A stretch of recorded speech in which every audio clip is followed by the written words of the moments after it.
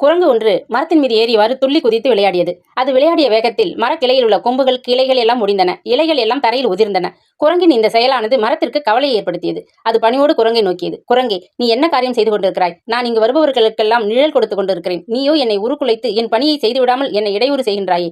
எல்லோரையும் போல நீயும் எனது நிழலில் அமர்ந்து கொள். ஆனால் என்னை சேதப்படுத்தாதே என்றது. மரத்தின் பேச்சை குரங்கானது காது கொடுத்து கேட்கவில்லை. அது மீண்டும் மீண்டும் மரத்தின் கிளைகளையும் இலைகளையும் சேதப்படுத்திக் கொண்டே இருந்தது. குரங்கின் குறும்புத்தனத்தை அமைதியுடன் பொறுத்துக் கொண்டிருந்தது மரம்.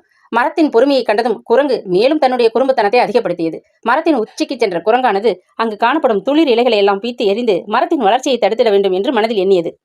தன்னை மறந்த உற்சாகத்தில் உயரமான அந்த மரக்கிளைக்கு தாவியது. அந்நேரம் உறுதியில்லாத கிளையினை பிடித்ததன் விளைவால் கிளை முறிந்து படு வேகமாக தரையை நோக்கி வந்தது. தரையில் கிடந்த கல் மீது அதன் கால்கள் பட பலமாக பொத்தென்று விழுந்தது. கால்களில் பலமான அடிபடவே வெகுநேரம் கழித்து எழுந்து நொண்டியபடியே சென்றது. அமைதியாக இருந்த மரத்தை துன்புறுத்தியதால் தான் இது நடந்ததோ என நினைத்தது. குரங்கிற்கு மட்டுமல்ல, மனிதர்களுக்கும் இதே நிலைதான்.